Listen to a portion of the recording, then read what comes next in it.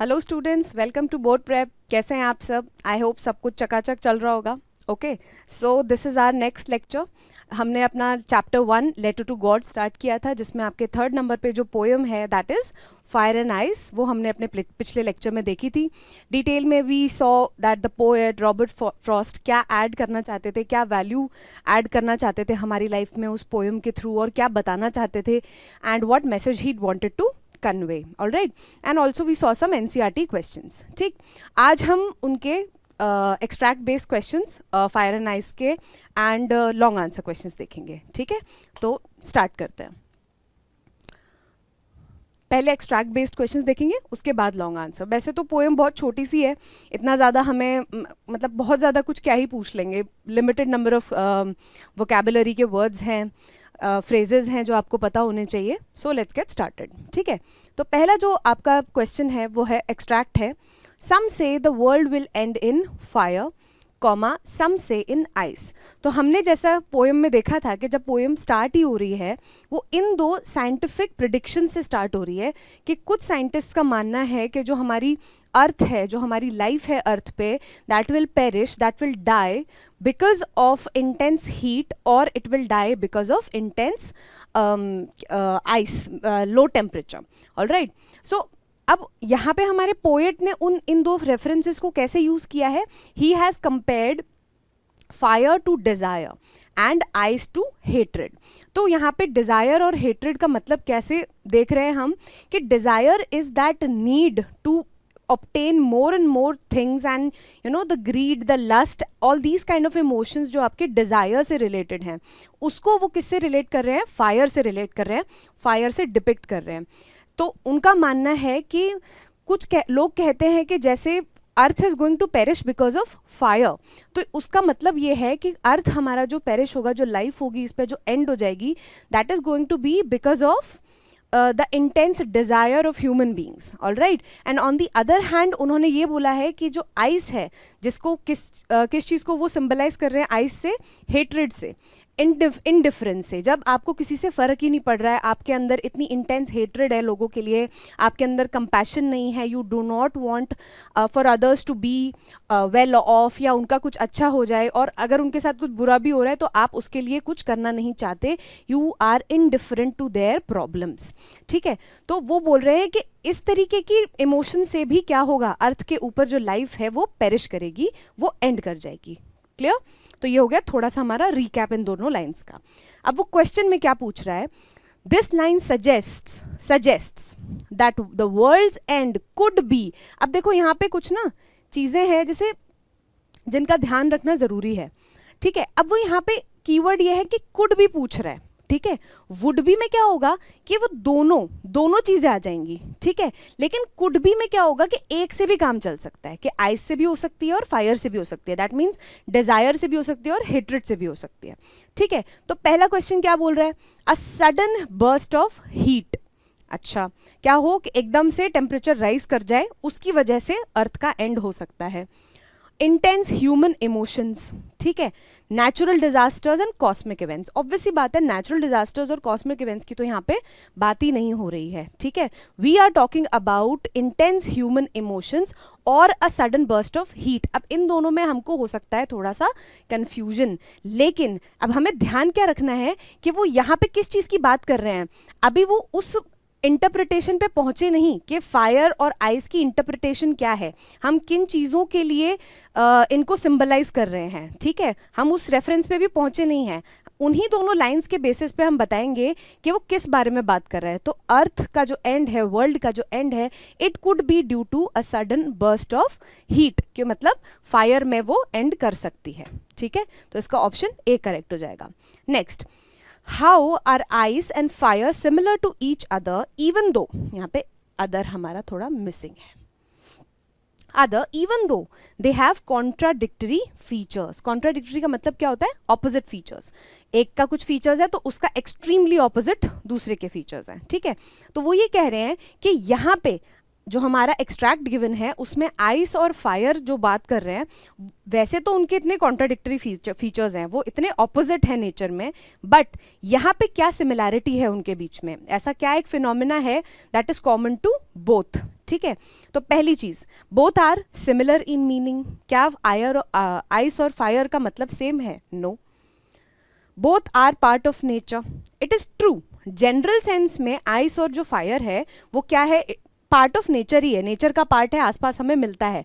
But क्या यहाँ पे वो सिमिलर है उस तरीके से? नो, उस तरीके से नहीं है जिस तरीके से पोयम में गिवन है, एक्सट्रैक्ट में गिवन है। Next, both will destroy the world, यही तो कह रहा है वो। Some say the world will end in fire, some say in ice, कि वर्ल्ड जो है वो फायर में भी एंड हो सकता है और जो है वर्ल्ड आइस में भी एंड हो सकता है, मतलब आइस की वजह से भी एंड हो सकता है। तो यही एक सिमिलर फीचर है दोनों में, is that both will destroy the world. Last option है आपका, both are helpful in the world. ठीक है, जनरल सेंस में होगा, फायर के बिना खाना नहीं पका सकते, आइस के बिना क्या कहते हैं, ग्लेशियर्स नहीं होंगे, and life would not exist, वो चीज़ है। बट क्या यहाँ पे इस रेफरेंस में वो दोनों सेम है इस वजह से? नो। ठीक है, तो आपका सी करेक्ट हो गया। Next, but if it had to perish twice, perish मतलब एंड, एंड स्लैश सफर, ठीक है। But if it had to perish twice, perish का मतलब हम ऑलरेडी देख भी चुके थे और यहाँ पे मैंने लिख भी दिया है, ठीक है। I think I know enough of hate to say that for destruction ice is also great and would suffice. तो वो यहाँ पे एक्सट्रैक्ट का मतलब क्या है कि अगर पहले तो उन्होंने बताया, हमने जैसा देखा था पिछली दो लाइन्स के बाद में जो स्टैंजा था उसमें ये था कि उन्होंने बताया कि डिजायर की वजह से क्यों, कैसे वर्ल्ड जो है वो पेरिश कर सकता है। लेकिन अगले ही स्टैंजा में वो बात कर रहे हैं कि अगर दोबारा अर्थ का एंड हो, दूसरी तरीके से अर्थ का एंड हो, तो आइस भी जो है it is sufficient to end the world. World can perish because of ice as well, मतलब जो आइस रूपी हेट्रेड है उसकी वजह से क्या होगा, वर्ल्ड का एंड पॉसिबल है। ठीक है, इस एक्सट्रैक्ट का मतलब तो ये हो गया। अब यहाँ पे वो बोल रहे थे speaker is saying that, speaker मतलब जो हमारे पोएट हैं, पोएट कौन है, रिवाइज कर लेते हैं, रॉबर्ट फ्रॉस्ट, ठीक है, और पूरा नाम याद करो तो रॉबर्ट ली फ्रॉस्ट, ठीक है। क्या बोल रहे हैं, hatred and ice are equally destructive, hatred is stronger than ice. इसका क्या मतलब है कि हेट्रेड और आइस जो है वो इक्वल डिस्ट्रक्शन के केपेबल है, मतलब दोनों में कैपेसिटी है कि वो इक्वल डिस्ट्रक्शन फैला सकते हैं, इक्वली तहस नहस कर सकते हैं लाइफ को एज वी नो इट, ठीक है। Hatred is stronger than ice, क्या है, हेट्रेड स्ट्रॉन्गर देन आइस है, इसका तो कुछ सेंस ही नहीं बन रहा है यहाँ पे, ठीक है। Hatred can prevent destruction, generally भी देखोगे तो hatred can never prevent destruction, कहीं ना कहीं किसी ना किसी फॉर्म में हेट्रेड नेगेटिवली ही इफेक्ट करती है, that means destruction is bound to happen because of hatred, ठीक है। Next, ice is a preferable form of destruction, कि आइस एक प्रेफरेबल फॉर्म है रादर देन फायर की वजह से, डिजायर की वजह से इट विल बी प्रेफर्ड कि हम आइस के थ्रू हमारे जो वर्ल्ड है, जो लाइफ है वो एंड हो जाए, ऑफ कोर्स नॉट, ठीक है। सो इसका भी सेंस नहीं, इसका भी सेंस नहीं, ऑब्वियस सी बात है, hatred and ice are equally destructive, ठीक है। Next, what is the central theme of fire and ice by Robert Frost. इसका सेंट्रल थीम पूछा गया है। सेंट्रल थीम जनरली आपको कॉम्प्रिहेंशंस में पूछा जाता है, ठीक है, कि ओवरऑल जो आपको चीज़ पढ़ाई गई है उसका व्यू क्या है, उससे क्या मैसेज दिया जा रहा है और वो किस बारे में बात हो रही है ओवरऑल, ठीक है। पहली बात, the power of nature, nature की पावर के बारे में बात हो रही है। Next, the inevitability of death, कि इनएविटेबल मतलब जिसको अवॉइड नहीं किया जा सकता, it is bound to happen, लिख देती हूँ मैं यहाँ पे, अवॉइडेबल, ठीक है, जिसको डेथ को इनएविटेबल है, मतलब डेथ को अवॉइड नहीं कर सकते हम, ठीक है। Next, the importance of love, love की इंपॉर्टेंस, प्यार की इंपॉर्टेंस हमारी लाइफ में। And the beauty of winters, winter मतलब वो आइस से रिलेट कर रहा है, आइस से कंफ्यूज करने की कोशिश कर रहा है आपको। ऑब्वियस सी बात है, हम यहाँ ना तो लव के बारे में बात कर रहे हैं, विंटर जो कि एक सीजन है उसके बारे में भी बात नहीं कर रहे हैं हम यहाँ पे, हम नेचर की पावर के बारे में भी यहाँ पे बात नहीं कर रहे हैं, बिकॉज हम यहाँ पे सिंबलाइज कर रहे हैं, fire and ice are just symbols of the words of the emotions desire and hatred। तो यहाँ पे हम eventually बात कर रहे हैं the inevitability of death की, clear, कि death जो है वो किसी भी रूप में आ सकती है, it is impossible to avoid death, clear? तो आपका जो आंसर है वो हो गया बी. ठीक है, next. In the poem fire and ice can be understood as. Poem में हम फायर और आइस को कैसे समझ सकते हैं? क्या बताया जा रहा है फायर और आइस जब पोएट बोल रहे हैं? ठीक है, लिटरल डिस्क्रिप्शंस. लिटरल मतलब जैसे क्या होता है ना, कभी कभी हम मेटाफोरिकली कुछ चीज़ें बोलते हैं, we don't mean them, but हम सिंबल के तरीके से यूज़ कर रहे हैं. बट लिटरल का मतलब होता है कि एक्चुअल में, जैसे अगर मैं बोलूँ कि लिटरली आज तो मेरे को बहुत ही दिक्कत हो गई, लिटरली आज तो मैं मर गई, तो this is not a correct sentence. ठीक है, लिटरली कैसे मर जाओगे? अगर मर गए तो बात कैसे कर रहे हो? ठीक है, लिटरली मतलब that something has actually happened, जो सच में हो गया है. ठीक है, literal descriptions of weather phenomena. क्या हम फायर और आइस को लिटरल वेदर फिनोमिना के हिसाब से डिस्कस कर रहे हैं? नो, हम यहाँ पे उनको सिंबल्स की तरह यूज कर रहे हैं. ठीक है, मेटाफॉर्स फॉर ह्यूमन वर्च्यूज. क्या कर रहे हैं? सिंबॉलिक तरीके से उसका यूज कर रहे हैं. किस चीज के लिए? Human virtue. ह्यूमन वर्च्यू मतलब ह्यूमन नेचर, ह्यूमन कैसे बिहेव करते हैं, उनका क्या वर्च्यू है, आगे जाके उनका क्या फ्यूचर है, दैट वी आर डिस्कसिंग. उसके मेटाफोरिकली यूज कर रहे हैं हम. Symbols for contrasting emotions and desires. यहाँ पे हम सिम्बल्स की तरह यूज कर रहे हैं कंट्रास्टिंग इमोशंस, मतलब डिजायर और हेट्रेड जो क्या है? डिजायर मतलब किसी को पाने की, किसी भी चीज को पाने की इच्छा रखना, और हेट्रेड क्या है? बिल्कुल उस चीज से डिस्टेंस कर लेना अपने आप को. तो क्या बोल रहे हैं? बिल्कुल कॉन्ट्राडिक्टरी इमोशंस के सिम्बल्स की तरह यूज कर रहे हैं, and that is exactly what is happening here. So answer is going to be this. Second is representations of scientific concepts. हम scientific concepts की बात कर रहे हैं. कंफ्यूज होना लाजमी है, कंफ्यूज होना बिल्कुल हो सकते हो तुम यहाँ पे, क्योंकि स्टार्टिंग में हमने क्या बात करी है कि जो साइंटिफिक प्रिडिक्शंस हैं उनसे हमारा जो पोएम है वो स्टार्ट हो रहा है, लेकिन that is not the case. Eventually we are talking about the symbolic form of the emotions, the contradictory emotions that are desire and hatred. Fine, तो ये तो गलत हो जाएगा आपका.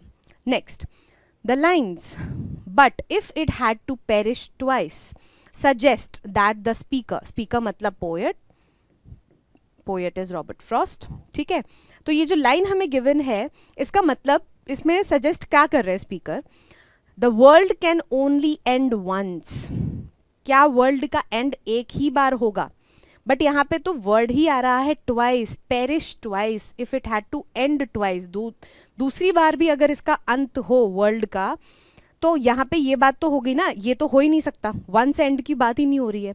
Next, destruction is inevitable. अभी हम इनएविटेबल का मतलब देख के आए थे, दैट इज अनअवॉइडेबल, कि डिस्ट्रक्शन जो है वो इनएविटेबल है.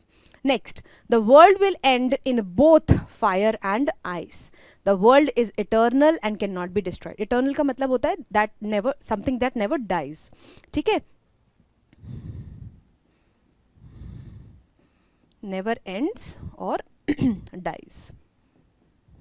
ठीक है, इसका मतलब ये होता है. तो क्या अर्थ का एंड हो ही नहीं सकता? इस चीज का हमारे पास प्रूफ है? No, we do not have proof of that. And as हमें पता है कि जो साइकिल ऑफ लाइफ होती है, that if something has been born, अगर किसी चीज का जन्म हुआ है तो it is bound to die. ठीक है, death is inevitable. Fine, so ये वाला हमारा ऑप्शन नहीं होगा. अब कंफ्यूजन आती है हमारे डिस्ट्रक्शन इज इनएविटेबल में और the world will end in both fire and ice. अब यहाँ पे कीवर्ड क्या है जिससे हमें आंसर मिलेगा? बोथ की बात कर रहा है, लेकिन ऐसा नहीं है. हमारे जो पहला स्टैंजा था उसमें वो डिजायर की बात कर रहे हैं कि पहला जो है, पहला मेरा प्रेफरेंस ये होगा, मेरा मानना ये होगा कि जो वर्ल्ड है that will perish in desire, it will perish because of fire. But if it had to perish twice, मतलब अगर दोबारा होता तो इट इज अ और सिचुएशन कि या तो ये होगा या तो ये होगा. ठीक है, so both fire and ice में वर्ल्ड एंड नहीं कर सकता कि आधा वर्ल्ड फायर की वजह से मर जाए और आधा वर्ल्ड आइस की वजह से मर जाए. That is not going to happen. तो डिस्ट्रक्शन इज इनएविटेबल, ये आपका आंसर हो जाएगा. ठीक है, next, what is the significance of the line I think I know enough of hate to say that for destruction ice is also great and would suffice. कि इस line में वो क्या कहना चाह रहे हैं? The speaker prefers hate over other emotions. इस लाइन के हिसाब से कि आई think I know enough of hate, मतलब वो हेट का भी इतना तो जानते हैं कि हेट्रेड कैसे फंक्शन करती है वर्ल्ड में, कि वो इतना तो जानते हैं कि वो भी सफिशिएंट होगी किस चीज़ में? डिस्ट्रक्शन ऑफ अर्थ में, अर्थ के एंडिंग में, लाइफ के एंडिंग में, लाइफ के पेरिश होने में वो सफिशिएंट होगी, it has the capacity to destroy life हमारे यहाँ पे अर्थ पे, ठीक है। तो वो क्या कह रहे हैं कि स्पीकर जो है वो प्रिफर करते हैं hate over other emotions. No, obvious सी बात है, वो बता रहे हैं कि हेट भी सफिशिएंट है, बट वो प्रेफर नहीं कर रहे हैं हेट को।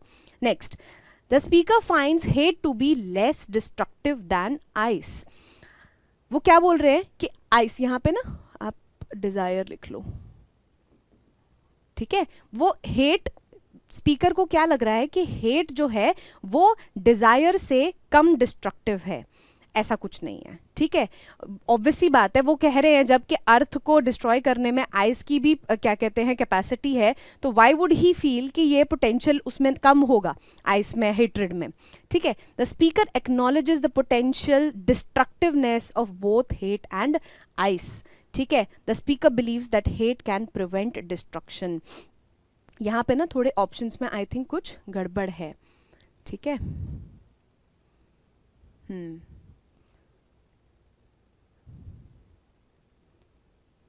ठीक है, हाँ, तो यहाँ पे डिजायर लिखने के बाद जो है ना क्वेश्चन फॉर्म हो जाएगा, ऑप्शंस में थोड़ी सी कंफ्यूजन हो गई है, ठीक है।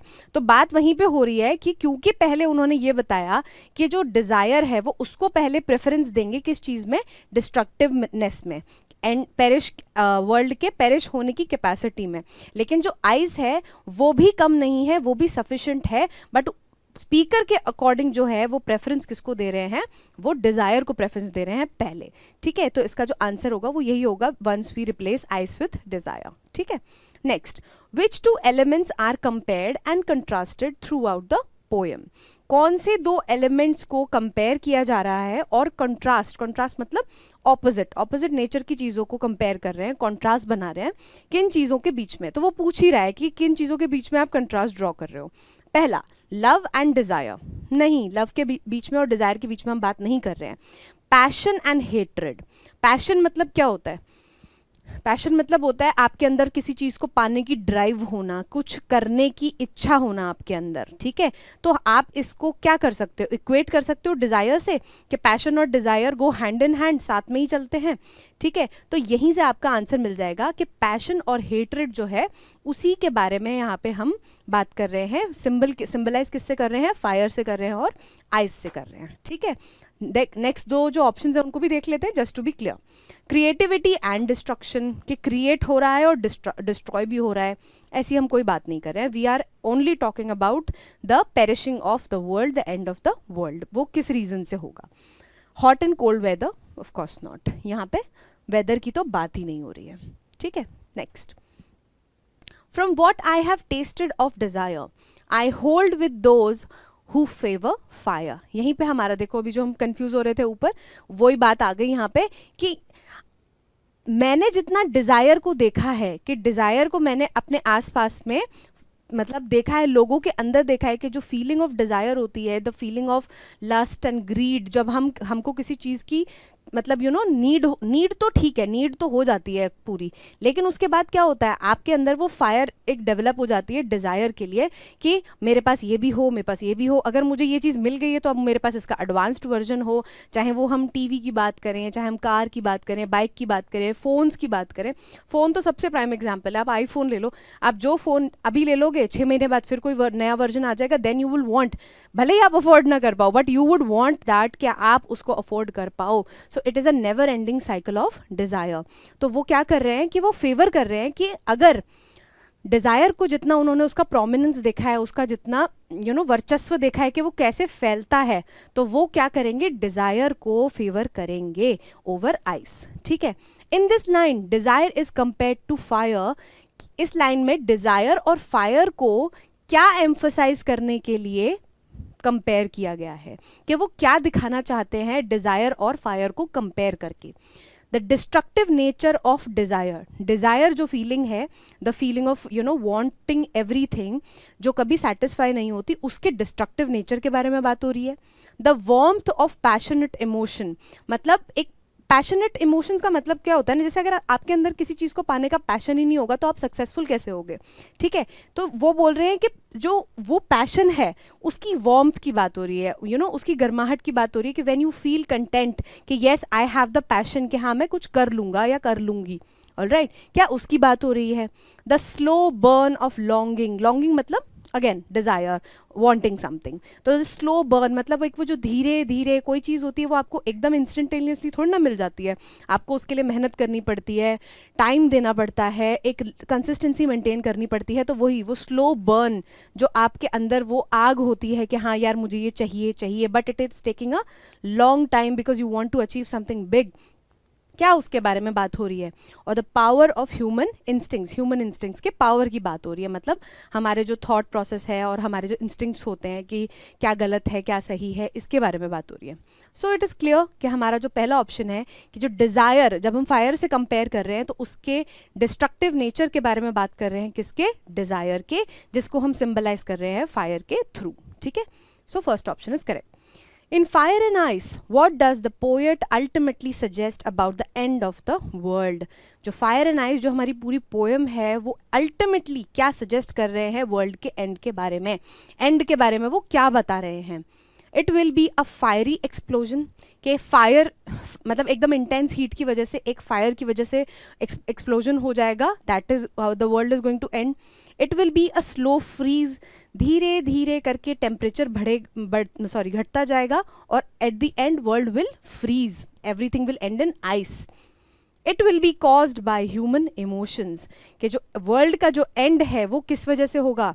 ह्यूमन के इमोशंस की वजह से होगा। ठीक है, और last is it will never happen. Obvious सी बात है, it will never happen is wrong because whatever takes birth it is bound to die. ठीक है, फायरी एक्सप्लोजन भी है, बट क्या वो ओनली रीजन है? नो, ये भी नहीं। अल्टीमेटली वो बताना चाहते हैं कि जो ह्यूमन इमोशंस है उसकी वजह से वर्ल्ड विल डेफिनेटली एंड। तो फायर एंड आइस में जो पोएट है रॉबर्ट फ्रॉस्ट, वो ये बता रहे हैं कि जो आपकी डिज़ायर है या फिर हेट्रेड है, ये जो दो बिल्कुल कॉन्ट्रोडिक्टरी इमोशंस हैं, इनकी वजह से world will end. Okay, next. But if it had to perish twice, भाई आज तो हमें पता लग रहा है कि ये वाली जो लाइन है it is like very important, इसको तो एकदम दिमाग में आपको ठसा लेना है, बिल्कुल भूलना नहीं है कि ये वो किस सेंस में बात कर रहे हैं। ठीक है, इनके सारे इंटरप्रिटेशंस आपको पता होने चाहिए। क्लियर?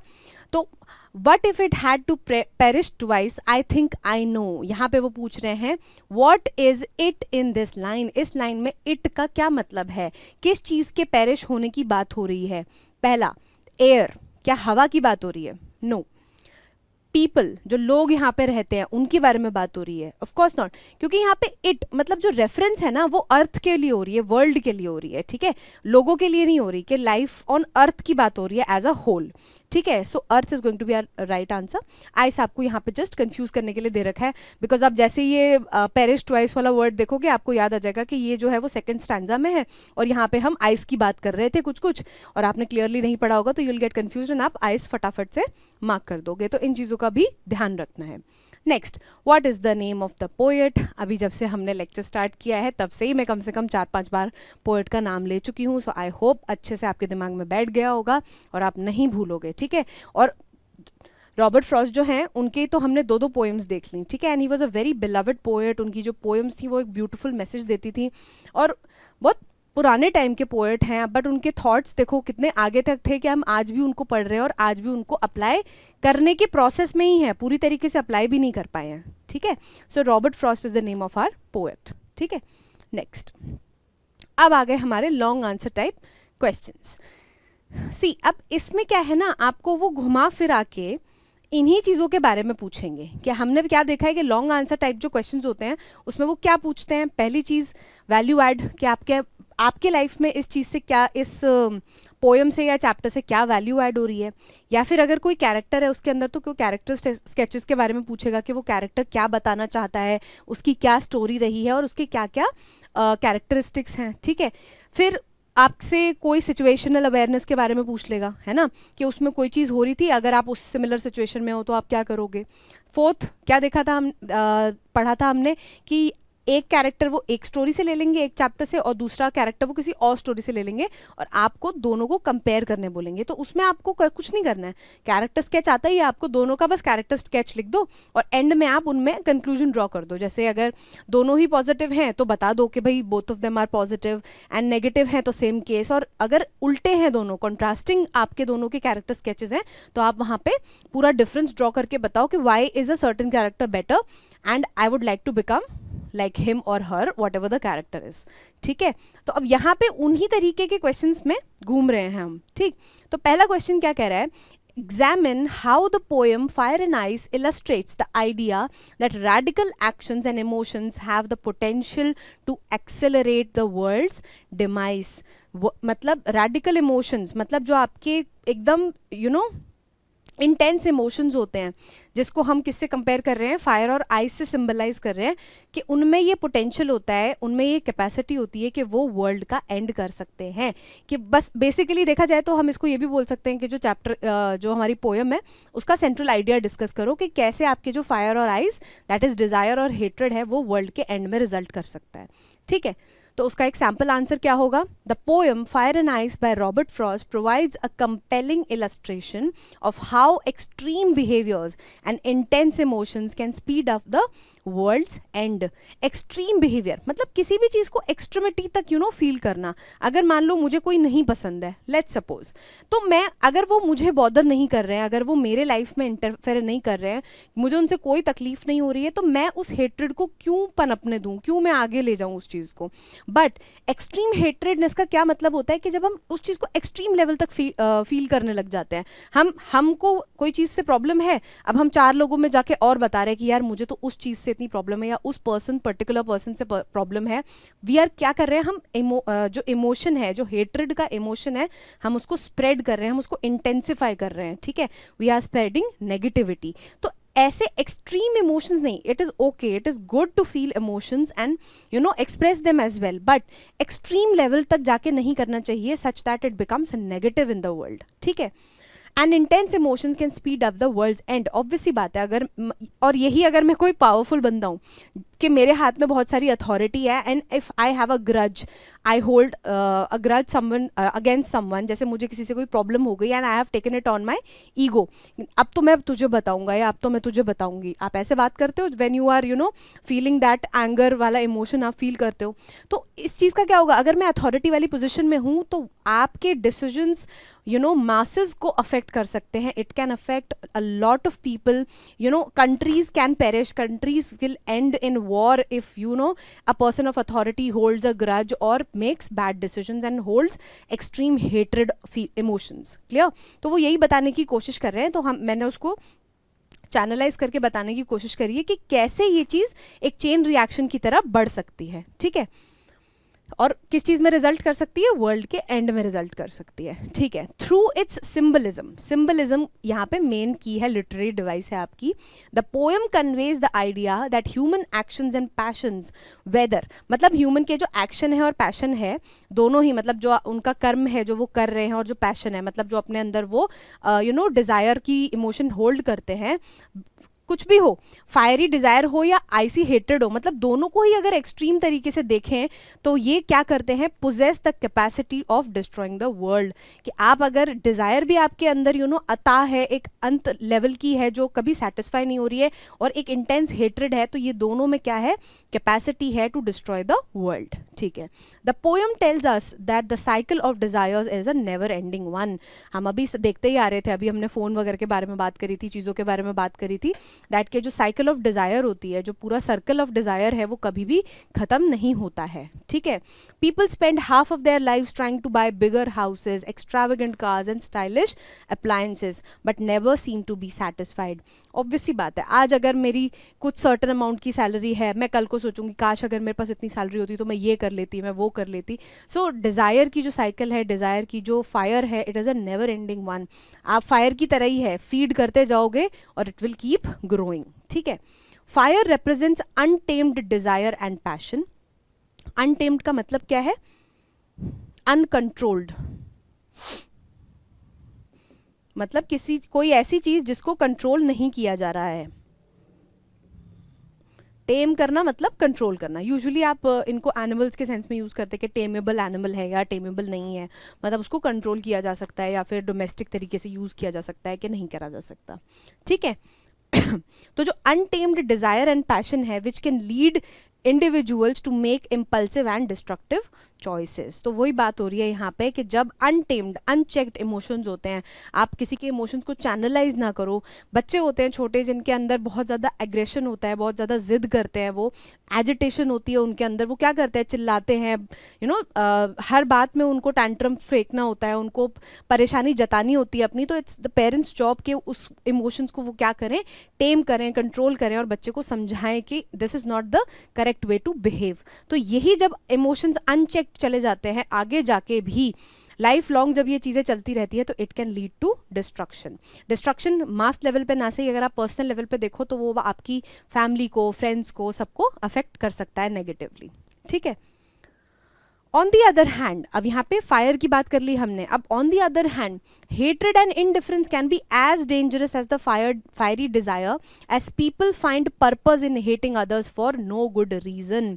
क्या होता है कि जैसे एक तो डिजायर हो गई, जब आपको चीज़ें चाहिए ही चाहिए, भाई वो तो मुझे चाहिए, जिद पकड़ लिया आपने, ठीक है, और उसके लिए आप वट एवर मीन्स पॉसिबल आप करना चाहते हो, कुछ भी करने को रेडी हो, ठीक है। एक तो ये डिस्ट्रक्टिव फॉर्म हो गई, और दूसरी फॉर्म क्या हो गई, जब आप हेट्रेड पाल लेते हो अपने मन में, तो ज़रूरी नहीं है कि वो आप एक्शन लो उस चीज़ के पीछे, लेकिन जब आप उसको पाल लेते हो अपनी हेट्रेड को उस अपने दिल में, तो आप क्या करते हो, उसको पनपने देते हो, you keep on feeding it. उसको भी फीड ही कर रहे हैं हम फायर की तरह तरीके से। और क्या होता है कि उस हेट्रेड का आपको कुछ करना तो है नहीं, but you just keep on hating certain people और सर्टन समवन, ठीक है। तो इसका एक बड़ा रूप हमने क्या देखा है कि क्लासिज्म और रेसिज्म इसी हेट्रेड, इसी इंडिफरेंस के प्राइमरी एग्जाम्पल्स हैं। रेसिज्म का मतलब होता है, अब ये जो रेसिज्म वर्ड है वो अभी हमारे आगे आने वाले चैप्टर में बहुत यूज़ होने वाला है, ठीक है, और उसी के ऊपर हमारा पूरा चैप्टर बेस्ड भी है।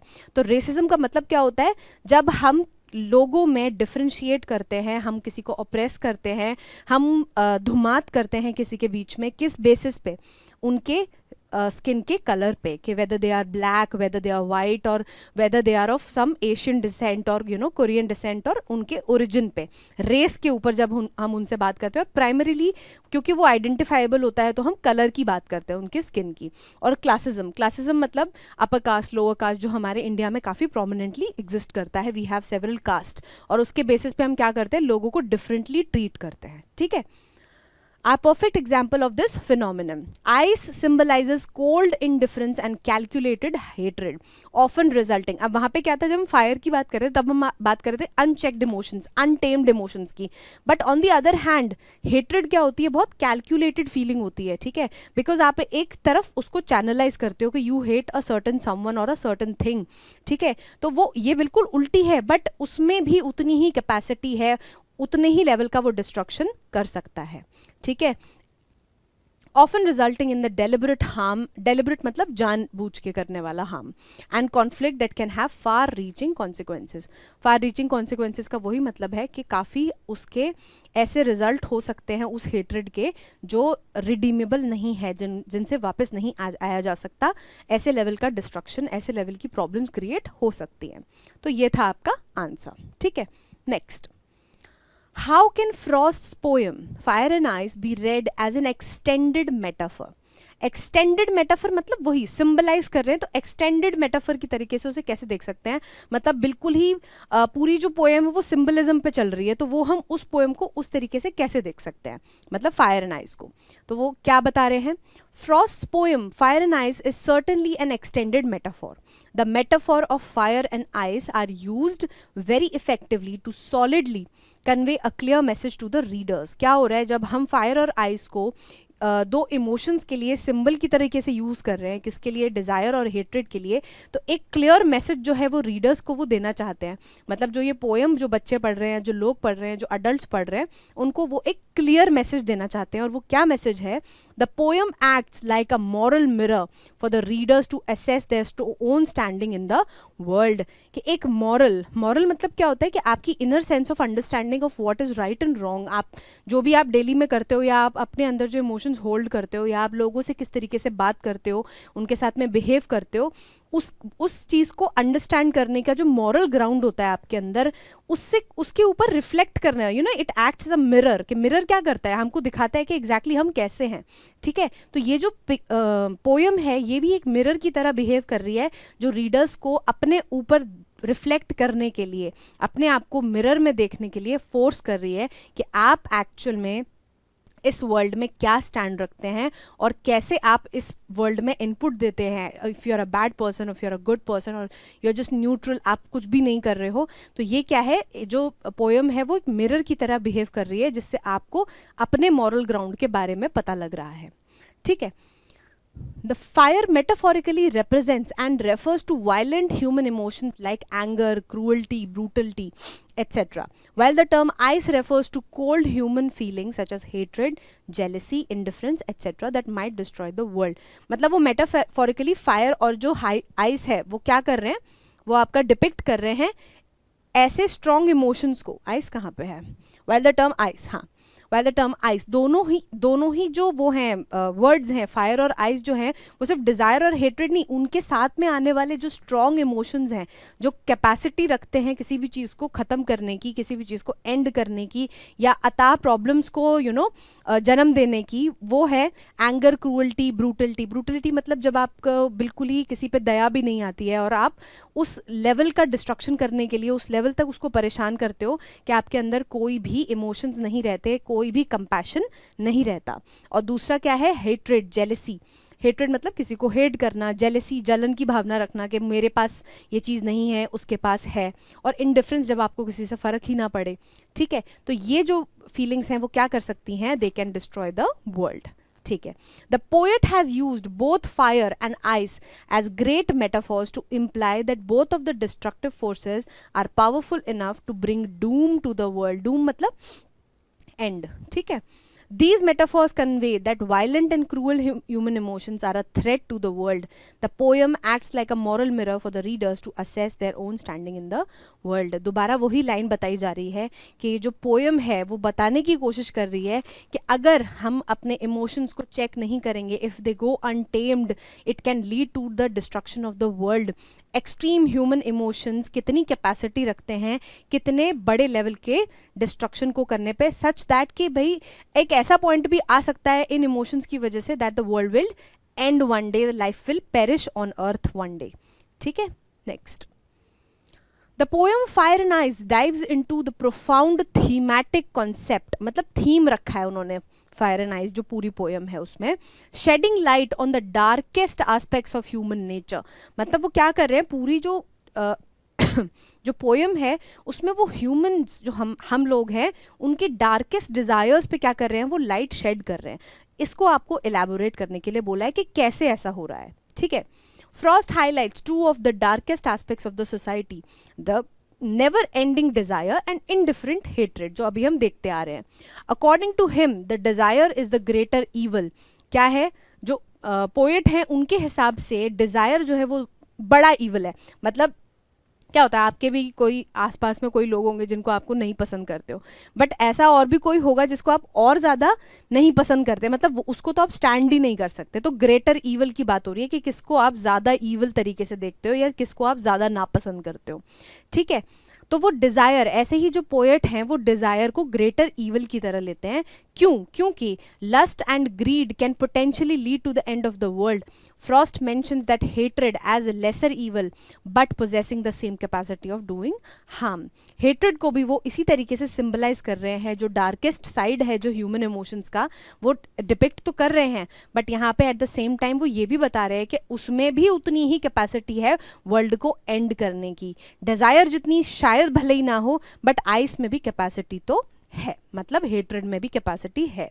इन अ जनरल सेंस, अगर हम जनरली बात करें, the poem's message remains relevant to our society. जो पोएम का जो मैसेज है वो हमारी सोसाइटी में, मतलब ऐसी कोई हाइपोथेटिकल सिचुएशन के बारे में हम बात नहीं कर रहे हैं, ऐसी चीज़ों के बारे में बात कर रहे हैं जो एक्चुअल में हमारे सोसाइटी में, हमारे आसपास में नॉर्मल लोगों में रेलिवेंट है, मतलब उसकी कुछ अहमियत है। ठीक है, it serves as a warning about the consequences of extremist ideologies, मतलब वो वार्निंग दे रही है ये पोएम कि अगर आप एक्सट्रीम इमोशंस, एक्सट्रीम जो आपके आइडियोलॉजीज हैं, आप उनको चेक नहीं करोगे तो it can and very badly. वो क्या कर रही है, एक वार्निंग दे रही है ये पोएम हमको। Impulsive action and unchecked emotion that can lead to conflicts मतलब प्रॉब्लम्स, आपके लड़ाई हो सकती है, वॉर हो सकता है, environmental degradation and the deterioration of relationships. अभी हम बात करके आए थे कि अगर आप इस तरीके के इमोशंस आपके अंदर रखते हैं तो बड़े लेवल पे ना सही, क्या पता कुछ बड़े लेवल पे मासेस पे इफेक्ट ना पड़ रहा हो, बट आपके खुद के फैमिली में, आपके खुद के रिलेशनशिप्स पे भी असर पड़ सकता है। ठीक है, it invites readers to reflect on the impact of their own actions and emotions on the world and highlights the need for moderation and balance in human behaviour.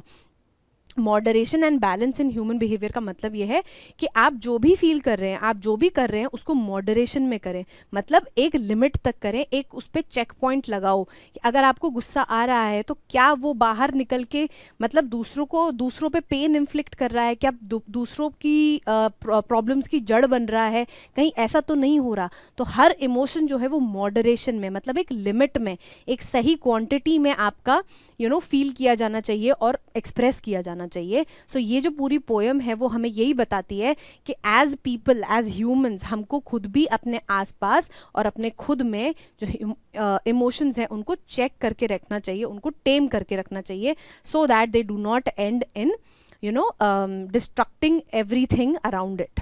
Alright, next, how does Fire and Ice challenge traditional notions of good and evil in its exploration of human emotions? वो क्या बोल रहे हैं कि जो fire and ice है, जो poem है, उसमें ट्रेडिशनल जो आपके नोशंस है गुड और इविल के, वो उसको कैसे चैलेंज कर रहा है। मतलब ट्रेडिशनली किसी चीज़ों को हम खराब मानते हैं या अच्छा मानते हैं, उन नोशंस को कैसे चैलेंज कर रहा है वो। Fire and ice challenges traditional notions of good and evil by suggesting that both desire and hatred can lead to a destructive outcomes। अच्छा एक बात बताओ, जैसे अगर हम डिज़ायर की बात करते हैं, अगर मैं किसी चीज़ को पाने की डिज़ायर ही ना रखूं अपने मन में, मेरे मन में आए ही ना कि यार मैं इतनी लाविश लाइफस्टाइल कर लूँ, मैं ये कर लूँ, मैं वो कर लूँ, अगर वो भी ना हो तो फिर फ़ायदा क्या है। How are you going to live life if you do not have these emotions. तो डिज़ायर जो है वो एक थोड़ी सी पॉजिटिव चीज़ भी है, लेकिन अगर ये अनचेक्ड जाती है then it can lead to destruction. तो वो यही बता रहे हैं कि डिज़ायर और जो हेट्रेड है वो डिस्ट्रक्टिव आउटकम्स दे सकते हैं अगर उनको चेक करके नहीं रखा जाता है, क्योंकि डिज़ायर जो है वो एक पॉजिटिव फॉर्म भी है। अगर आपके अंदर डिज़ायर ही नहीं होगी तो आपके अंदर चाहत कैसे आएगी किसी चीज़ को पाने की या किसी चीज़ के लिए मेहनत करने की, कंसिस्टेंसी मेंटेन करने की। तो वो पॉजिटिव तो है, बट अगर एक्सट्रीम लेवल तक चली जाएगी then it creates a problem. ठीक है, rather than portraying one as inherently good and the other as inherently evil। मतलब मैं डिज़ायर को यही कह दूं कि भाई डिज़ायर तो बहुत ही बढ़िया चीज़ है, आपके अंदर डिज़ायर होनी चाहिए, हर चीज़ को पाने की ललक होनी चाहिए, हर चीज़ को आपके पास होनी चाहिए, आप तब तक रुकना नहीं चाहिए आपको। इनहेरेंटली मतलब उसको मैं मान के बैठ जाऊं कि डिज़ायर तो बहुत ही बढ़िया चीज़ है और हेट्रेड, नफरत जो है वो तो बहुत ही बुरी चीज़ है। अगर मैं ऐसा मान के बैठ जाऊं तो ऐसे भी प्रॉब्लम क्रिएट होगी, because desire is not inherently good. इसके गलत रूप भी सामने आ सकते हैं इफ दे गो अनचेक्ड। ठीक है, this challenges the simplistic binary distinctions. Binary distinction का मतलब क्या होता है? बाइनरी का मतलब होता है ईदर 0 और 1, ईदर ब्लैक और वाइट, मतलब दो ही आउटकम्स होंगे। But as we know it, that world is not black and white, it is grey. We have grey areas as well. कुछ चीज़ें हैं जो बिल्कुल ख़राब हैं, कुछ चीज़ें हैं जो बिल्कुल सही हैं, और कुछ चीज़ें हैं जो circumstances की वजह से अच्छी या बुरी होती हैं। ठीक है, so life on earth, our world is 70% grey. ठीक है, जिसमें हम आप एक टोपी नहीं लगा सकते कि this is good, this is bad, this is good, this is bad, that is not possible. ठीक है, तो ये क्या है, सिंपलिस्टिक बाइनरी अप्रोच जो है कि हाँ भाई ये चीज़ सही है और ये चीज़ गलत है, उसको वो क्या करती है, चैलेंज करती है फायर एंड आइस पोएम। ठीक है, और often made in moral and ethical discussions and invites readers to consider the complexity of human nature and its consequences. तो फायर एंड आइस इवेंचुअली आपको वही जो अभी हमने बात करी कि जो ग्रे एरियाज हैं, जो कॉम्प्लेक्सिटीज़ हैं आपके हमारे ह्यूमन नेचर की, उस पर रिफ्लेक्ट करने के लिए बोलती है और उस एनकरेज करती है कि आप अपने इमोशंस को और रीड करने की कोशिश करो, उनको जानने की कोशिश करो और उनके क्या इम्पैक्ट हो सकते हैं वर्ल्ड पे उनको भी देखो. ठीक है. So instead of thinking of one thing as potentially and inherently, मतलब वो हमेशा सही रहेगी एंड एक चीज़ हमेशा गलत रहेगी, वो चीज़ ना करते हुए ग्रे एरियाज, मतलब कोई जो एक एरिया है बीच का जहाँ पे कोई चीज़ एट द सेम टाइम सही भी हो सकती है और एट द सेम टाइम वो गलत भी हो सकती है, इसको जांचने की ज़रूरत है. ठीक है. Next, What is the central message of the Robert Frost's poem Fire and Ice? First question भी इसी के अराउंड लिंगर कर रहा था, तो वही सिमिलर है बट थोड़ा डायरेक्ट आपकी अप्रोच है इसमें. The central message of Robert Frost's poem Fire and Ice is that intense emotions and actions किससे symbolize करे जा रहे हैं? Symbolized by fire, ब्रैकेट में आपने passion लिखा है, यहाँ पे हम डिज़ायर भी लिख सकते हैं क्योंकि चैप्टर में हम डिज़ायर की बात कर रहे हैं. एंड आइस ब्रैकेट में hatred can lead to destructive consequences for individuals and the world. मतलब वर्ल्ड का तो होगा जब होगा, मतलब इंडिविजुअल्स पे भी इस चीज़ का बहुत इफेक्ट पड़ता है of the negative aspects of both desire and hatred. Alright. In simpler terms, it warns that extreme feelings and behaviors can be harmful and can lead to the world's end. जो अभी हम काफ़ी देर से बात करते हुए आ रहे हैं कि जो एक्सट्रीम इमोशंस होते हैं, मतलब अगर आपने किसी इमोशन को बहुत इंटेंस लेवल तक फील कर रहे हो और उसके ऊपर एक्ट करते हुए दूसरों पे हार्म इन्फ्लिक्ट कर रहे हो, then it can lead to the world's end. आपका वर्ल्ड भी वर्ल्ड ही है ना, आपके अराउंड जो फैमिली है अगर वो भी ख़त्म हो जाती है तो आपके लिए तो आपका वर्ल्ड ही एंड हो गया ना. बड़े स्केल पे तो आप बाद में बात करोगे. ठीक है. So this is the central message of the poem fire and ice. ठीक. Next, the poet offers two explanations for potential destruction of humanity. क्या बता रहे हैं उन्होंने? दो पोटेंशियल क्या बताए हैं आपके? एक्सप्लेनेशंस बताए हैं कि किस तरीके से जो वर्ल्ड का एंड है, दो तरीके वो कौन कौन से हैं.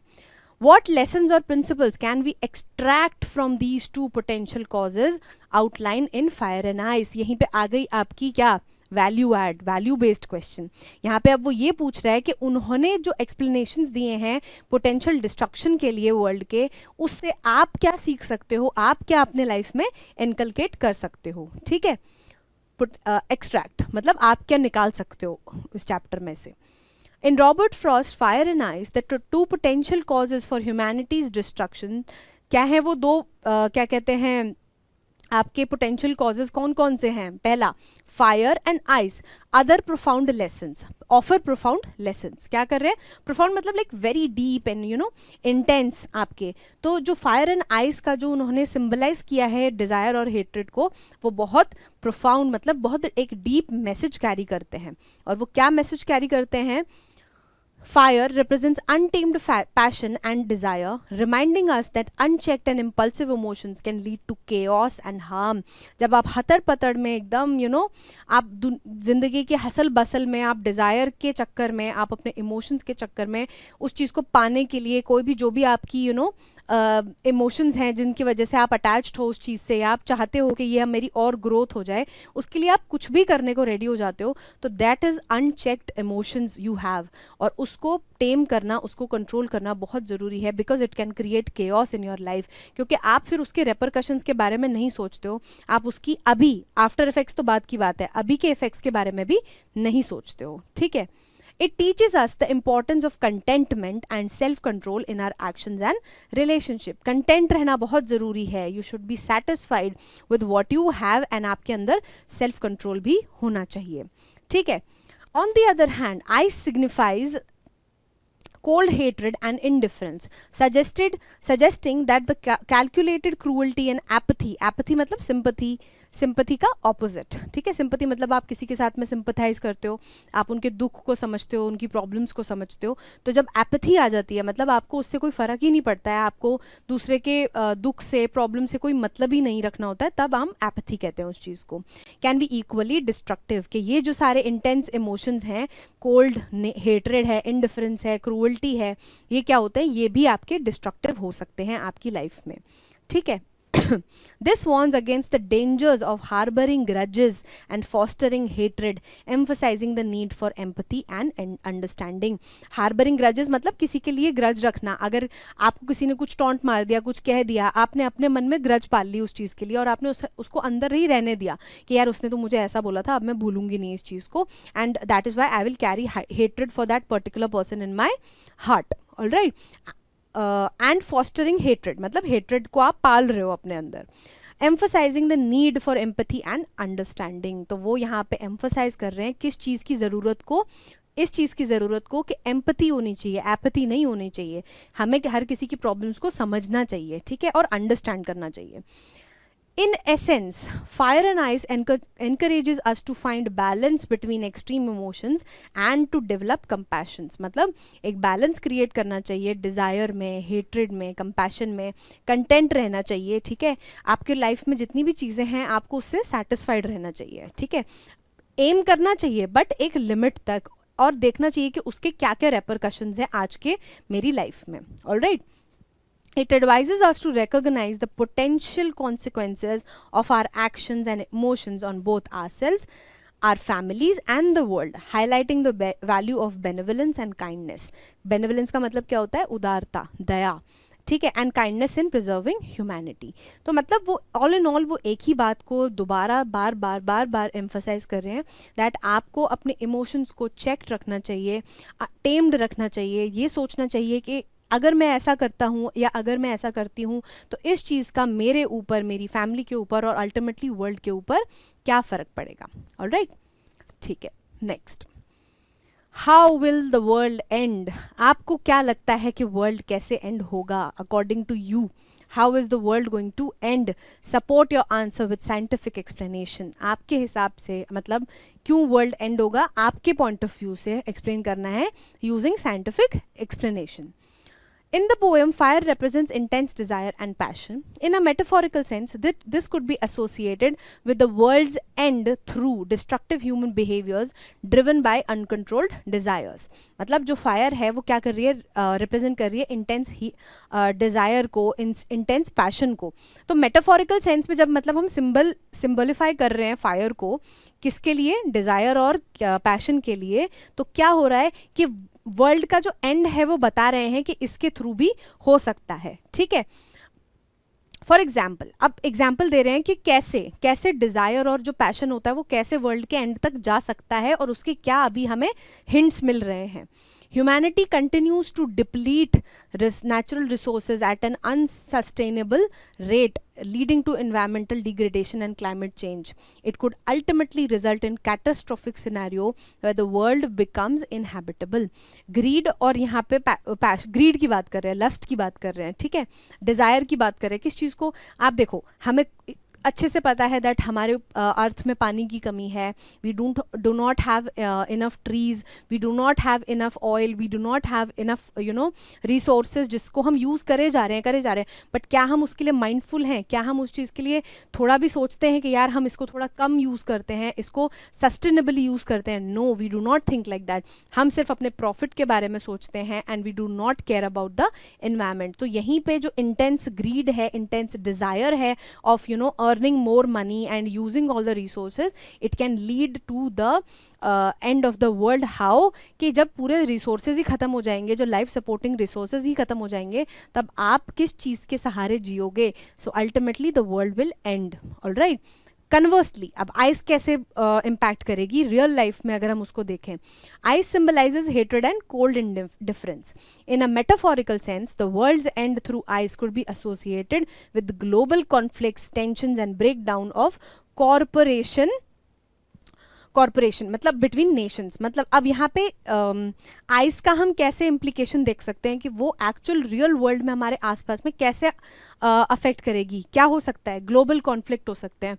हेट्रेड मतलब जब आप किसी के लिए इनडिफरेंट रहो, आपको हेट्रेड जनरेट हो जाए कि नहीं, वो तो हमारे दिक्कत ही करेगा and it can result into war. आपके अकॉर्डिंग वो चीज़ कुछ नहीं मान रहे हैं, वो आपको कुछ नहीं दे रहे हैं उनके कंट्री में जो अवेलेबल है, तो it can lead to conflicts, it can lead to war. क्योंकि जो ऐसा तो नहीं है कि हर जगह पावर डायनेमिक्स सेम है, कहीं पे कोई डोमिनेंट है, कहीं पे कोई थोड़ा सा कम डोमिनेंट है, मतलब कम उनके पास पावर है. So the powerful one is always going to dominate the weaker one. Alright, तो ये ग्लोबल कॉन्फ्लिक्ट्स रीच कर सकते हैं. Why? Because when we have a hatred in our heart. Alright. और break down of corporation between nations. Nations जो हैं, अब world क्या है, आपके कंट्रीज से ही बना हुआ है, नेशन से बना हुआ है, तो उनके बीच में जब कॉन्फ्लिक्ट्स बढ़ जाएंगे, प्रॉब्लम्स क्रिएट हो जाएंगी, तो at the end it is going to result in war. All right, this scenario might lead to a state of constant hostility, possible resulting of wars, nuclear conflicts, or a corrupt world where humanity's self-destructive tendencies prevail. इसकी वजह से क्या हो सकता है कि nuclear war हो सकता है, नॉर्मल वॉर हो सकती है, और ह्यूमंस का जो डिस्ट्रक्टिव नेचर है वो ही प्रिवेल करेगा, मतलब उसी का वर्चस्व फैलेगा, उसी की एक डोमिनेंस हो जाएगी. हमारा सिर्फ डिस्ट्रक्टिव नेचर ही सामने आएगा, हमारे और कोई इमोशंस और कोई हमारी जो भी अच्छी क्वालिटीज़ हैं वो ऊपर नहीं आ पाएंगी. While this interpretation is symbolic, it aligns with real world concerns about the consequences of reckless human actions on the planet. वो लास्ट लाइन में ये कह रहे हैं कि दो फायर आइज जो पोएम है हमारी, वो सिंबलाइज कर रही है फायर और आइस को. किसके लिए? डिज़ायर और हेट्रेड के लिए. यहाँ पे तो वो सिंबल के फॉर्म में यूज़ करे, बट हमारे रियल लाइफ में जो है वो हमारा इम्प्लीकेशन देखने को मिल रहा है. हम इनको अप्लाई करते हुए देख सकते हैं कि ये इस तरीके से इफेक्ट करेंगे ये emotions. Alright, so at the end कि इस तरीके के रेकलेस एक्शंस जो होते हैं, it could lead to the world's end ultimately earth and life on earth will perish, it will end. Alright, I think हाँ ये हमारा लास्ट क्वेश्चन है. तो ये हमारे सारे थे लॉन्ग आंसर क्वेश्चंस जो आपके पोएम फायर एंड आइस पे पॉसिबल हैं. Till then please keep revising and मिलते हैं नेक्स्ट लेक्चर में, जिसमें हम आपका अगला चैप्टर स्टार्ट करेंगे. Alright, till then take care of yourself. Thank you. Bye.